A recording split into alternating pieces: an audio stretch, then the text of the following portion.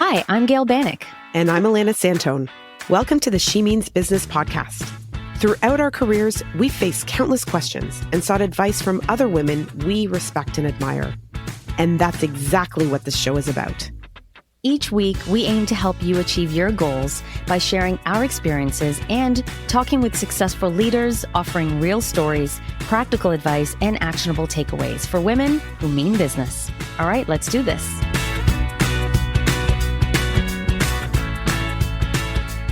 Hi, everyone, and welcome to this week's edition of the She Means Business podcast. Today, I am thrilled to be interviewing my dear friend and podcast co-host, Gail Banack. I've known Gail for over 10 years since she and I met when we both worked at Target. Over the course of her career, she's been in insights, she's been in strategy, and she's been a senior leader in merchandising. She's also has a passion for travel and is the mom to 3 wonderful children. Gail, I could not be more thrilled to showcase you in today's episode. So let's get into it. Welcome. Thank you. This will be fun. So I just mentioned that we met about 10 years ago, but I really want to hear about your story told by you and how you've gotten to where you are today. Sure. So my story is kind of all over the place. Started with an undergrad in business, and then I tried a little bit of commercial real estate. I did some insurance. I then got into marketing and insights. I then did my MBA and then got into retail. Worked at some big brands, Canadian Tire being one of them, at Loblaw, Target, obviously, where we met. And then did a couple of stints in CPG with Labatt and Spin Master. And then most recently was at Indigo. Well, and you've certainly done a little bit of what I like to call the windy road to where you are today. And you've had a lot of really interesting experiences. So I'm curious what experiences in your career you have felt had the most profound impact on where you are today. I love this question. And I think every career change that I've had, or every employer, every job has kind of changed my trajectory in some way. But there are 3 that I can think of that were very, very significant. So the first was when I was working for a commercial real estate firm in marketing. I finally got my big opportunity in marketing. I thought I was going to be a marketing assistant, and this was going to, kick off my marketing career. And I ended up being an assistant, a personal assistant, basically. And I was super, super miserable, but that drove me to go and get my MBA because I was so desperate. And I was like, I need to do something dramatic to make sure that I'm never qualified for this job ever again, and I can do something else. And so that made me just change my trajectory altogether. I ended up moving to Toronto. It was like a big thing. So definitely my MBA.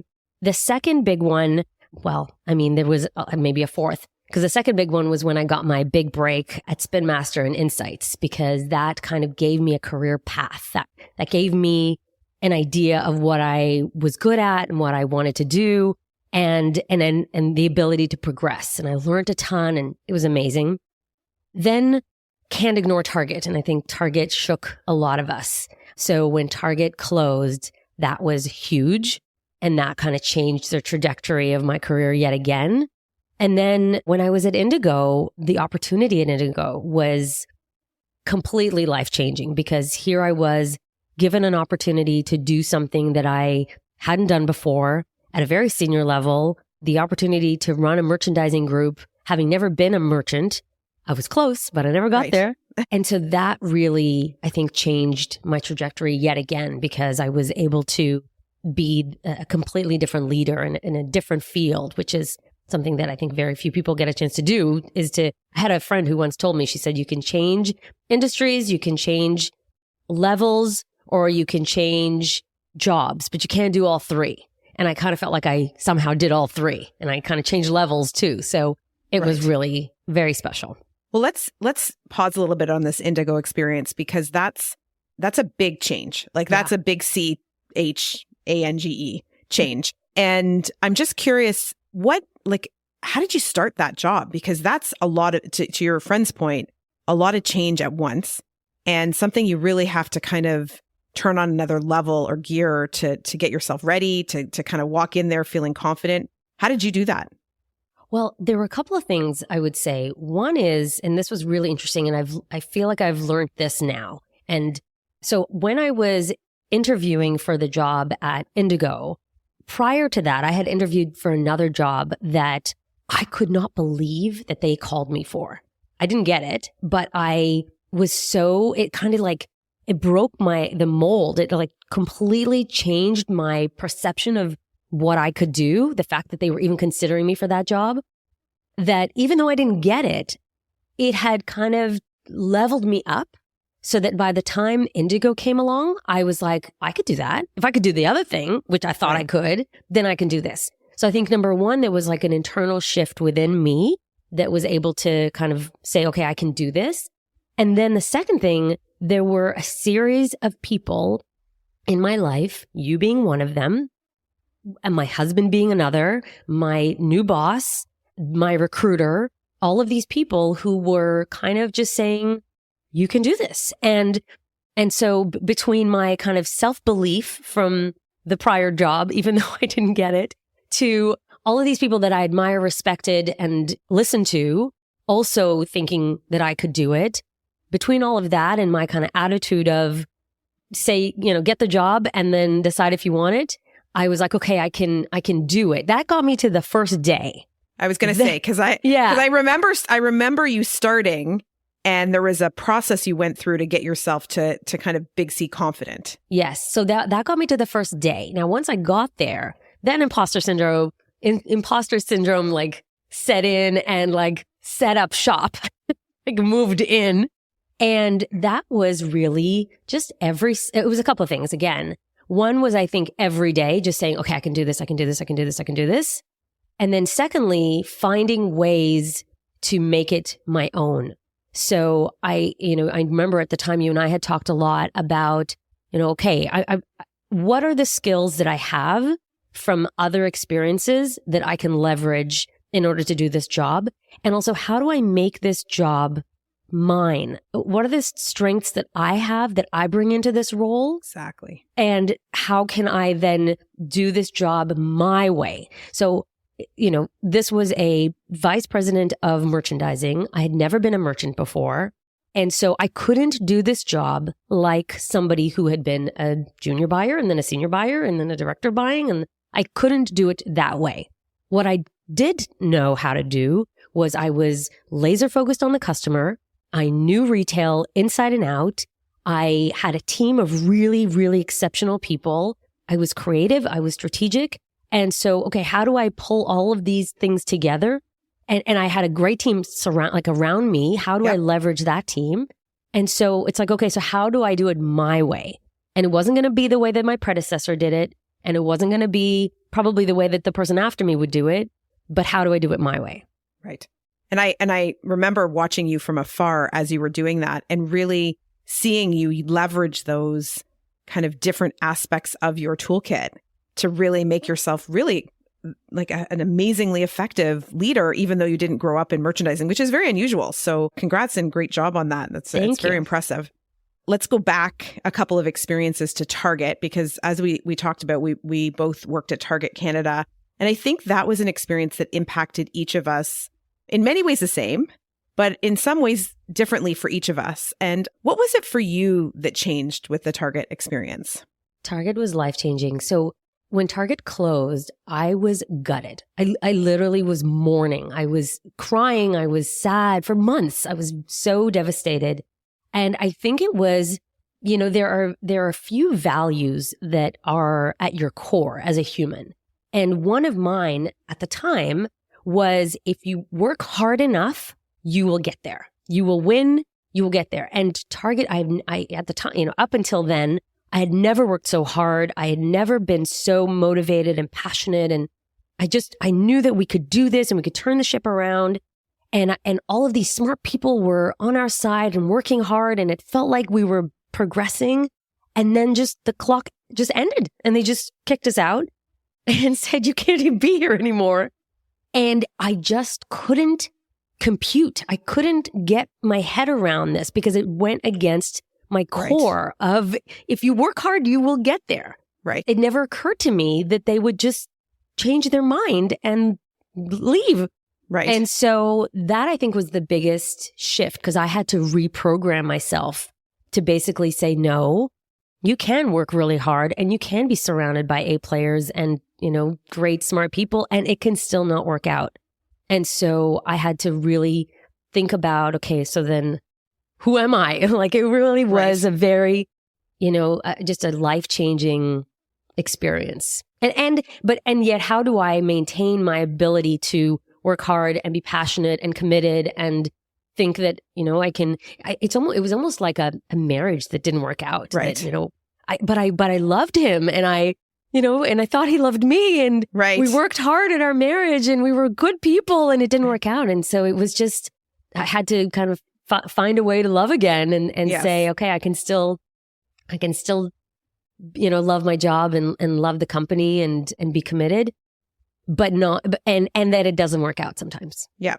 Well, I think that's a great learning and you can love and have lost and then move on from that. So I think I wanted to shift a little bit to this career change you made because you made it very disciplined.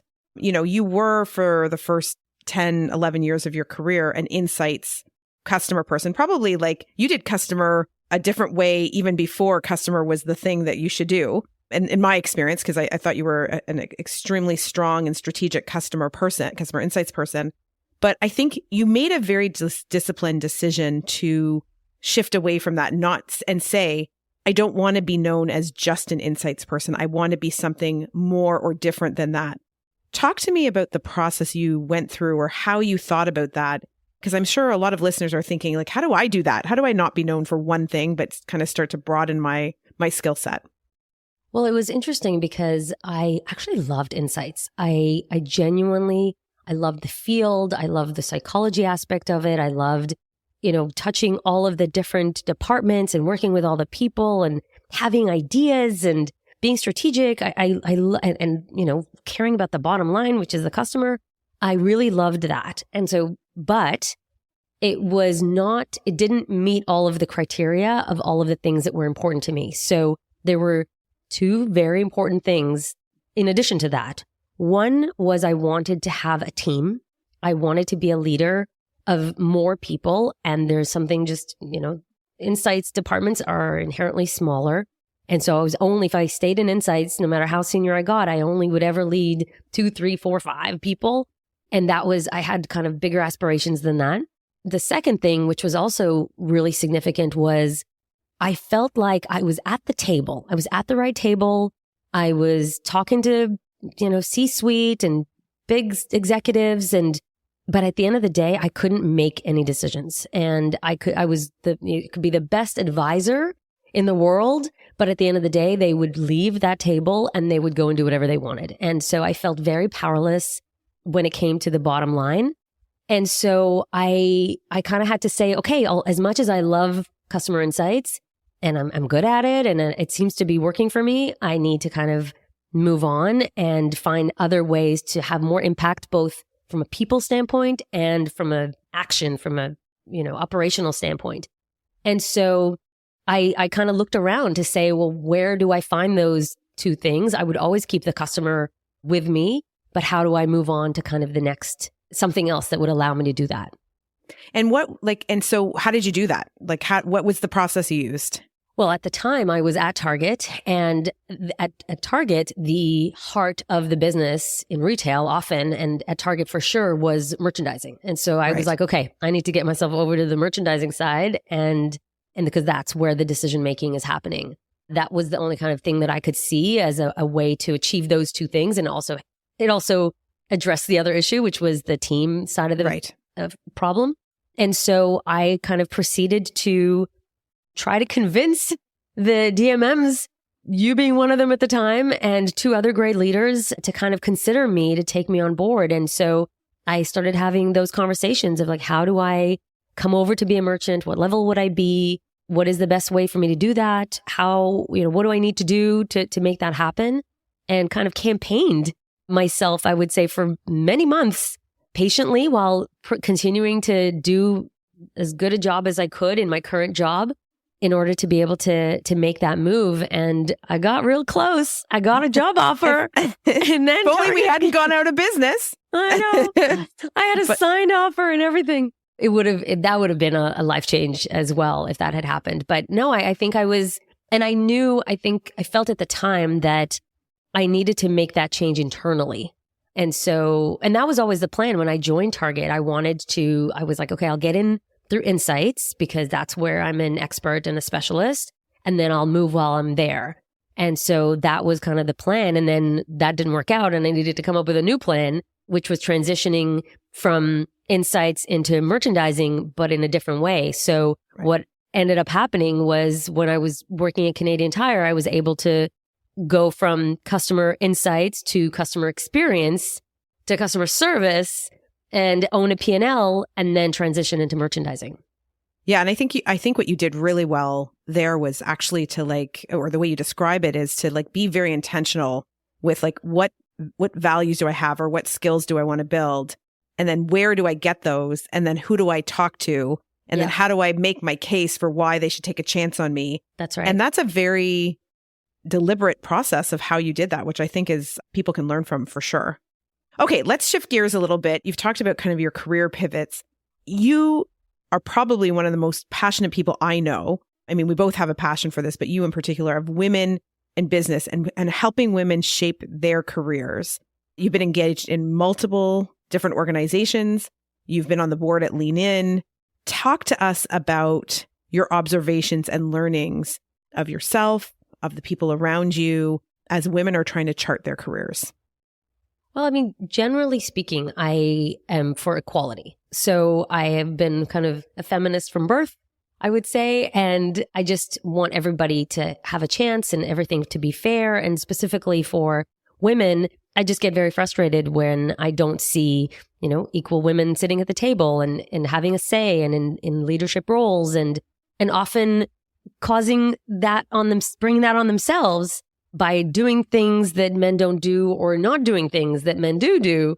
And so I kind of feel that it's my place, if I see it, to help them. And I'm, Lean In was one way to do that. I was kind of very inspired by Sheryl Sandberg's book and some of what she said, don't leave before you leave and sit at the table. All of these she was able to articulate a lot of the things that I felt or thought to begin with. And so that was one thing. But then, leading a team of almost all women at Indigo was a great opportunity to see what happens when it's just women and they're not scared to speak and they're not the minority and they're not scared to sit at the table. Wonderful things happen. And so I'm very inspired to help women everywhere do that. And what would you say from your observations are the things that women do to hold themselves back on their career journey? I mean, I think I don't want to say that it's women's fault. This whole idea of women need to do this and that. The system needs to change. We all know that. But there are things that I see women do and I have done also. I think, inherently women I'm generalizing here, but like to be liked. And so might not be as confrontational, might not stand up for themselves as much, might consider other people more than their male counterparts. And I think those things are wonderful. And so I hate to say don't do that, but I think not at the expense of a promotion or an opportunity or a project or visibility. I think you have every right to be there and you have every right to have the opportunity. And so go for it. And I think, so I don't want to say that women do this to themselves. I think the system does it. And so we have to work around the system and sit at the table if there is a seat. There was one woman that I was working with at Target, and I remember walking into the room. The room was empty. It was just the two of us. And she sat on the side, and she was the most junior woman there, and she was on in a consulting group. So she didn't belong to kind of Target. She was in a consulting world. And in her world, I guess, it was her job to sit on the side and take notes. And I was so frustrated. She was so smart. And she was the one doing all the work. And because I knew it, because I was working with her. And I was like, come sit at the table. I sat at the table, even though I was the most junior person there. And that's actually one of the things that the Insights role taught me was this idea of sit at the table. I was always the most junior person in the room, and I always sat at the table. And so I was like, come sit at the table. She's like, no, what if there's not enough seats? I'm like, if there's not enough seats, they'll find other seats. They'll find other chairs. Don't you worry about the oldest man in the room. He'll find a seat. get yourself to the table. And she and I stayed in touch. We're still in touch for years. And she was like, I will never forget you telling me to sit at the table. And it doesn't even matter if she said anything or did anything, or she doesn't even need to be that brilliant. It's just, if you're sitting at the table, then you're in the game. Then if you do say something smart, if you do say something, anything, you have a chance to be heard and seen and considered, and you're in it. Otherwise, you're just on the sidelines. What's the point? Right. Well, I can't say anything more. They're great lessons. The seat at the table one is one that resonates with me a lot. I spend a lot of time on that with the people around me as well. So let's talk a little bit about you personally. I mean, obviously you've been on quite a diverse adventure through your career. What are some of the biggest lessons you've learned, either through your own experiences or through watching or learning from leaders or mentors in your life, and how have they stuck with you? Well, I had one leader who he really formed me very early on. And he taught me a couple of really interesting lessons that I think I've taken with me.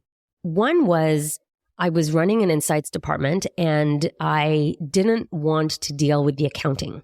I kind of was disinterested. It was annoying. It was a lot of paperwork.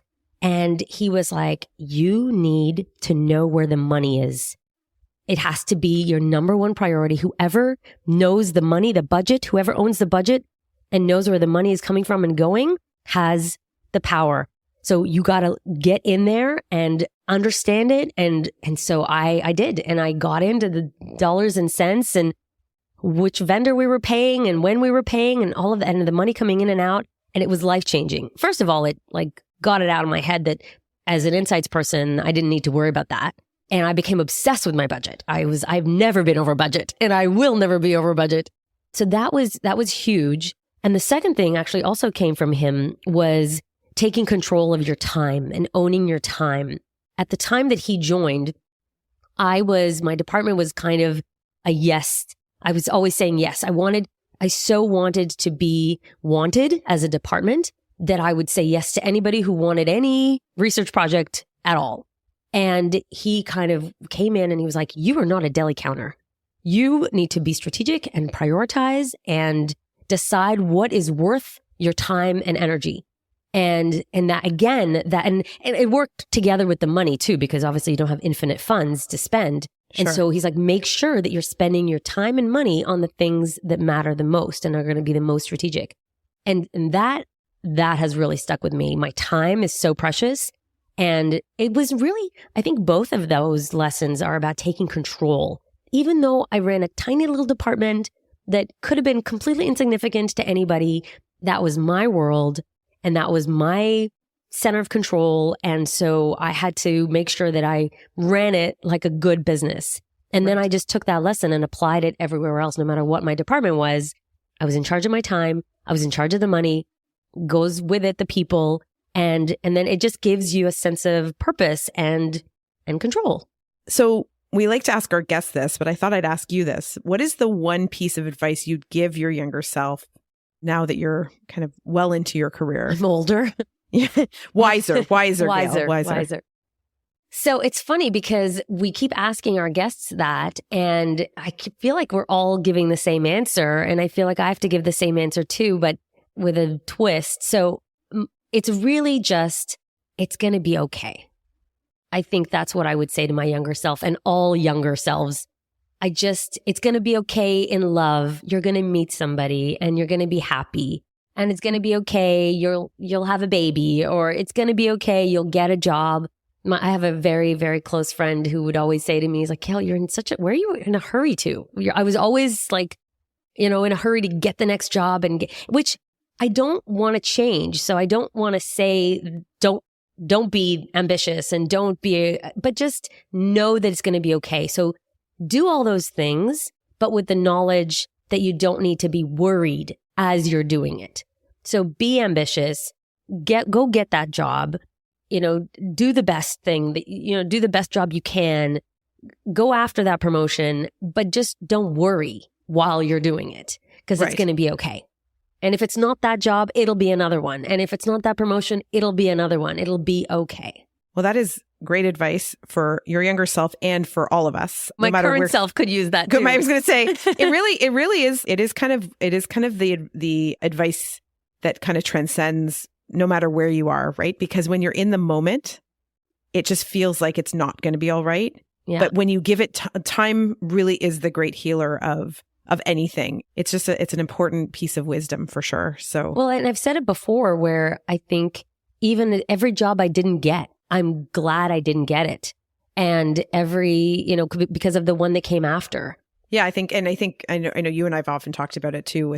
You can see it. We have daughters relatively the same age now, just going into university, and really you see it through their eyes as they're experiencing the first things that they experience. How really kind of traumatic intense it is. But then you realize, like, even over days, how it just kind of quells and everyone's like, oh yeah, I'm okay now. And then I think when they encounter that again, they've learned that it's, time will be okay. And it's such an important thing that we should continue to reinforce with ourselves, with our teams, because it's going to be, you kind of lose the plot otherwise. So that's right. Something that I do in every job is I try to minimize the things about it that I don't like and maximize the things that I do like, so that net, I like my job.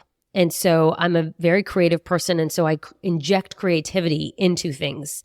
I really enjoy making PowerPoint decks, and I pour my heart and soul into that and communicating the story that I'm trying to tell.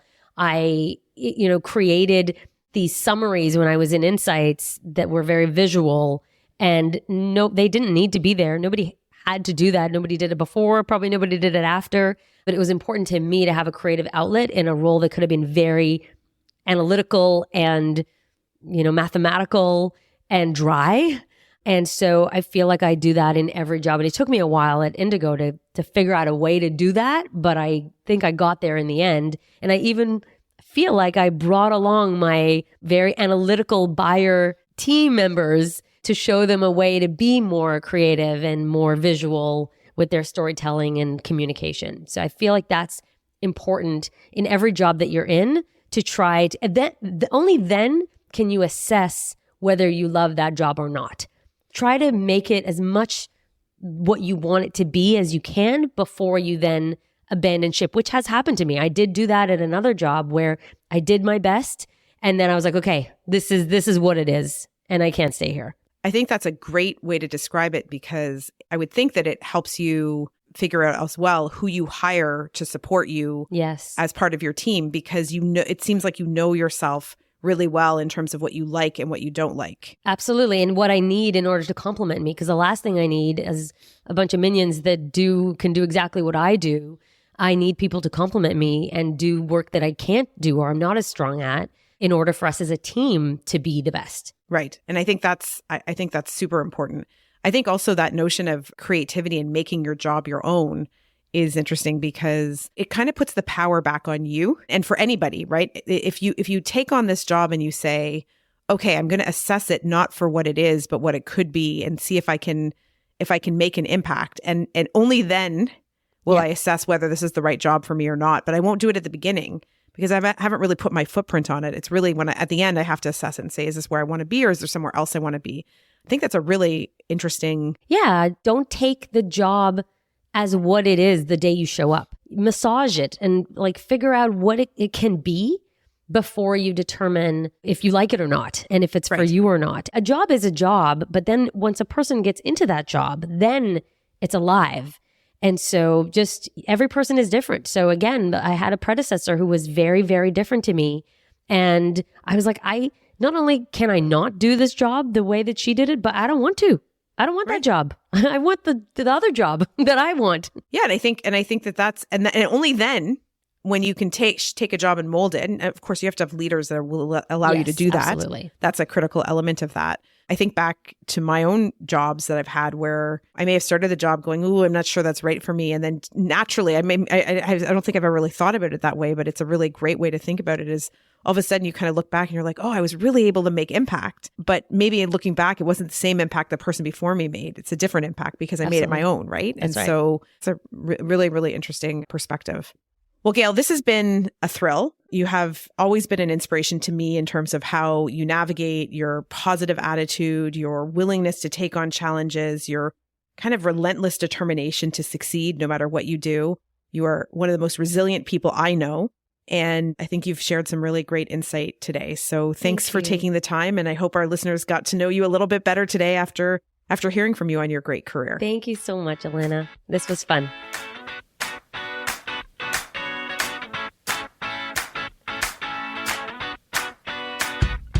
Thanks for listening to this episode of She Means Business.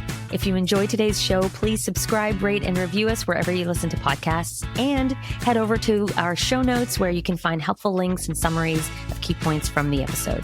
We'd also love to hear from you on LinkedIn or Instagram, so please follow and DM us at the She Means Business podcast. See you next time.